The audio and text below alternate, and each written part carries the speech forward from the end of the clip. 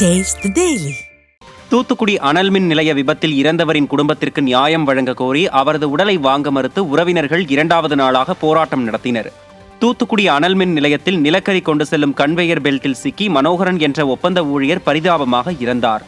இதையடுத்து இறந்தவர் குடும்பத்திற்கு உரிய இழப்பீடு வழங்க வேண்டும், குடும்பத்தில் ஒருவருக்கு அரசு வேலை வழங்க வேண்டும் என வலியுறுத்தி மனோகரன் உடலை வாங்க மறுத்து 2ஆம் நாளாக பண்டாரம்பட்டி கிராம மக்கள் ஸ்டாலின் அரசுக்கு எதிராக போராட்டத்தில் ஈடுபட்டனர்.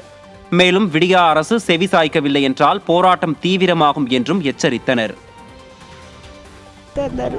கொஞ்சம் பொறுத்து பார்த்தா இறந்தும் போயிட்டு இன்னும் என் பையனை வச்சு 6 வயசு பையன் இருக்கான், 6 படிக்கான். அவனை படிக்க வைக்கணும், நல்ல அவர் வருமானத்தில் தான் நான் இருந்தேன். இப்போ அவரும் என்னை விட்டு போயிட்டாரு. இப்போ எனக்கு யார் இருக்கா, சப்போர்ட் பண்ணுறதுக்கு யாரும் கிடையாது.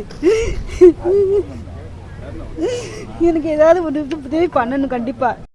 கறி வரும்போது அந்த புனலில் வந்து அந்த ஜோக் ஆகும்போது வந்து அந்த கறியை வந்து உடச்சி விட்டுக்கிட்டு இருந்திருக்காங்க. அதாவது பெல்ட்டை ஆஃப் பண்ணி உடச்சி விட்டுக்கிட்டு இருக்காங்க. அப்போ உடச்சி விட்டுக்கிட்டு இருக்கும் போதே வந்து கரண்ட் ஆன் பண்ணி விட்டுருக்காங்க. அப்போ என்ன கரண்டில் அடிபட்ட மாதிரி தான். இதுக்கு யார் பொறுப்பு? அனல் மின்சாரம் பொறுப்பு. அதுதான் நாங்கள் சொல்கிறோம். அனல் மின்சாரத்தில் வேலை பார்த்தாரு, பிரின்சிபல் எம்ப்ளாயி. இது வந்து கான்ட்ராக்டில் வேலை பார்க்குறதுங்கிறது இவங்க தட்டி கழிக்காங்க. கான்ட்ராக்டில் கான்ட்ராக்ட் 1000 கான்ட்ராக்டர் மாற்றுவாங்க. அதனால் வந்து அனல் மின்சாரம் பொறுப்பேற்கணும். ராமேஸ்வரம் மீனவர்கள் 8 பேரை கைது செய்த இலங்கை கடற்படை 20க்கும் மேற்பட்ட மீன்பிடி வலைகளை அறுத்து வீசி அட்டூழியத்தில் ஈடுபட்டதாக கரை திரும்பிய மீனவர்கள் வேதனை தெரிவித்துள்ளனர். எல்லை தாண்டி மீன்பிடித்ததாக ராமேஸ்வரம் மீனவர்கள் 8 பேரை விசைப்படகுடன் இலங்கை கடற்படை கைது செய்தது.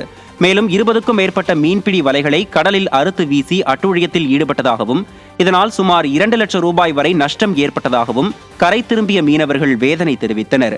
விடியா திமுக ஆட்சிக்கு வந்த பிறகு மீனவர்களுக்கு பாதுகாப்பு இல்லாத சூழ்நிலை உருவாகி மீனவர்கள் கைது என்பது அன்றாட நிகழ்வாக மாறிவிட்டதாக குற்றச்சாட்டு எழுந்துள்ளது.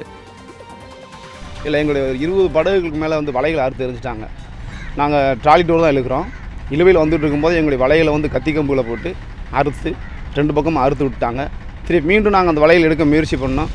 அந்த 4 படகுகளை எங்களை படகுகளை வந்து மீண்டும் பிடிக்கிறதுக்கு முயற்சி பண்ணதுனால எங்களை வலைகளை வந்து கைவிட்டுட்டு நாங்கள் கரை நோக்கி வந்துட்டோம்.